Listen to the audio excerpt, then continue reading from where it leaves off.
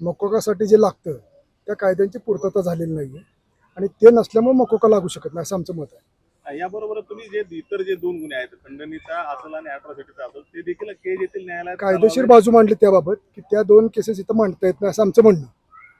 त्या 2 केस एकत्रित पोलिसांना अधिकार नसलेलंच आमचं मत आहे. पोलिसांना असे अधिकार नाही आहेत एकत्र क्लब करायचे. ही वस्तुस्थिती आहे. सुदर्शन गुन्ह्यांवर जे काही गुन्हे आहेत त्याच्याशी वाल्मीकरणाचा काही संबंध नाही. ही वस्तुस्थिती आहे ती फक्त आम्ही प्रकर्षाने मांडली. त्यांचं म्हणणं की त्यांनी जो मकोका लावलाय जे आमचा आरोपी म्हणून आम्हाला आरोपी केलेले आहेत त्या गोष्टी योग्य आहेत. आमचं म्हणणं ते ॲब्सोल्युटली अयोग्य आहेत. मुख्य सूत्रधाराबाबत देखील तुमच्यावर केलं जातं. त्यांनी म्हटलेलं आहेच पूर्वीपासून त्यांची हीच केस आहे की वाल्मिक कराड हे मुख्य सूत्रधार आहेत. आमचं म्हणणं असा कुठलाही पुरावा नाही. पुरावा कायदेशीर नक्कीच नाही. अर्थ लावला तर तुम्ही लावलेलाच आहे अर्थ, पुरावा नक्कीच नाही.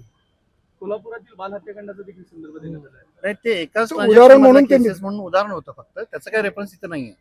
त्यावर त्यांचं म्हणणं असं की एकत्रित करता येईल. आमचं म्हणणं करता येईल हा अधिकार कोर्टाचा आहे, पोलिसांचा नाही. आज फक्त डिस्चार्ज ऍप्लिकेशनवर चर्चा झाली. डिस्चार्जवर चर्चा झाली संपत्ती जप्त करण्याबाबत कुठली नाही. ते त्याच्यावर पुढच्या त्यासाठी तारखेला वेळ आज नव्हता मिळाला निर्माण कोर्टाला.